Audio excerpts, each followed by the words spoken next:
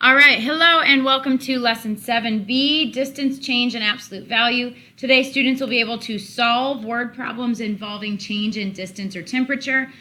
Students will be able to discuss differences between distance and change, and this is important for many real-world problems like finding the change in temperature. So number one, what is the distance between -4 and 5? On a number line, it's pretty simple. We find -4, -1, 2, 3, 4. -4 is right here. +5 is right here, and when we're finding the distance, we're looking from 0. So from 0 to 5 is 5 steps. From 0 to -4 is 4 more steps, and so we know the distance between -4 and 5 is 9 total steps. 1, 2, 3, 4, 5, 6, 7, 8, 9 steps to get from 5 to -4. Or from -4 to 5. So how could we use absolute value to show the distance? Because really, what I was just looking at was the distance to 0 for each number. And so how could I use absolute value to show that distance? Well, we want to think of -4 and the difference between -4 and 5. And so we want to think -4 minus 5. That's one way to see it. The difference. So the distance is the difference. Difference means subtract, right? So the difference between numbers, difference means subtract, right? We wrote that down last week. So if difference means subtract, I take one number and find the difference between that and the other number. So I could either write -4 minus 5, or I could write 5 minus -4. Either way, but we want to find the absolute value of that number because remember, absolute value shows distance. We can't move negative steps, we can just move different directions. And so you'll see that if we find the absolute value of these, it actually comes out being equal. -4 minus 5 is the same thing as -4 plus -5. Remember, add the opposite. And so that means inside these absolute value symbols, I would have a -9. Right? But if I find the absolute value of -9, I get +9. Same thing over here, 5 minus -4, add the opposite. So inside I get +9, and the absolute value of +9 is still +9. All right, so that's how we would work that on a number line. Here's how we would work it with absolute value. Let's just keep practicing. So what about the distance between -3 and -16? On the vertical number line over here, we see -3 just below 0. 1, 2, 3. All right, so there's -3, and we're looking between -3 and -16, which is right here just below the -15. So this time, we're not going from 0 to each number because they're not on opposite sides. I'm just going from -3 to -16. And if we count 1, 2, 3, 4, 5, 6, 7, 8, 9, 10, 11, 12, 13. We get 13 steps. Let's make sure that I put that point at the right spot. Looks like I put that at 15 instead of -16. There we go. There are 13 steps between these 2 points. 13. So we know they are 13 units apart, but how would we show absolute value to find that distance? Well, I'm going to take the absolute value again of each number, -3, and I'm going to subtract -16. All right, so the difference is the distance. Distance is difference, right? We're looking at the difference between these two numbers. So we could either write -3 minus -16, or we can find the absolute value of -16 minus 3. Sorry, minus -3. Apologies. That first number was a negative. There we go. All right, so -3 minus -16, add the opposite. We would have more positives, and so I would write that it would be +13, and the absolute value of +13 is still 13. Over here, if we worked it out this way, we have -16 minus -3. Add the opposite. We would have more negatives, and we would have 13 more, so it'd be -13. But when we find the absolute value of that, the actual distance would be +13. So either way, we get +13. So here's our little rule for two rational numbers, P and Q. The distance between P and Q is, and if you can't read that, That's the absolute value of P minus Q. So we find the absolute value. So that's the distance formula on a number line. It's either P minus Q or Q minus P.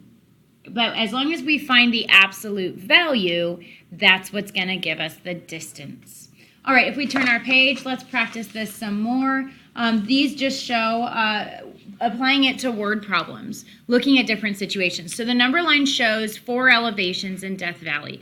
Enter the difference in feet between the elevation at Zabrinsky Point and Furnace Creek. So notice this one just says the difference, all right? So difference between them.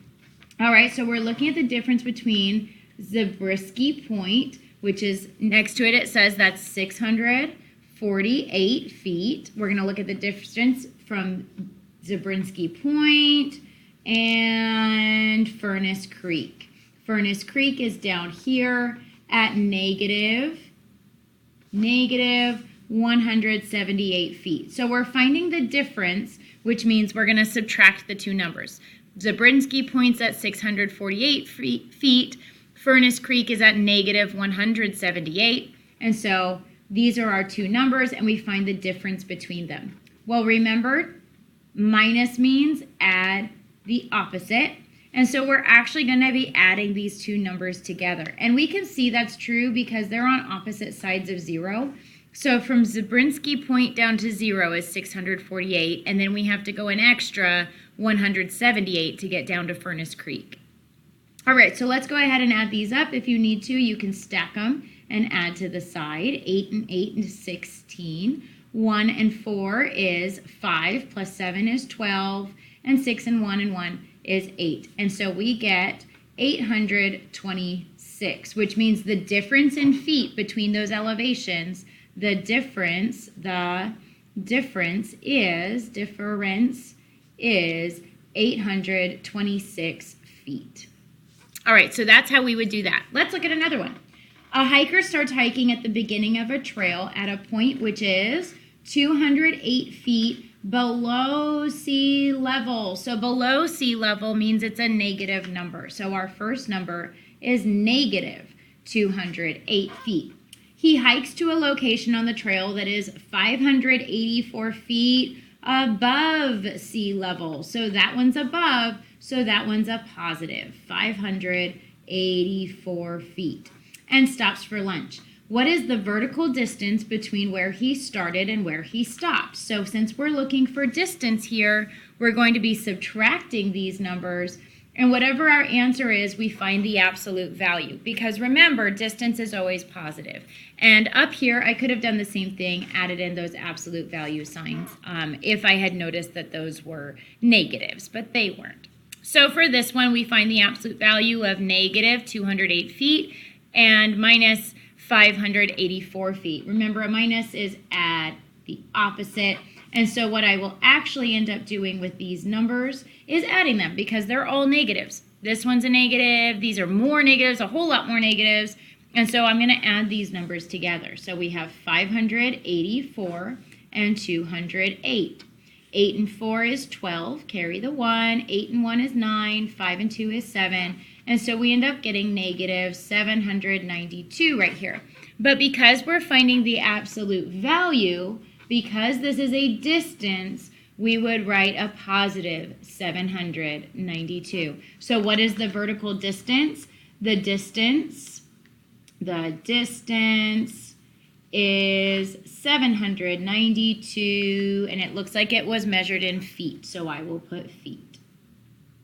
All right, how about a simple one? This one's not even really a word problem because it uses the number line. The distance between negative number and a positive number is 12. What are the numbers?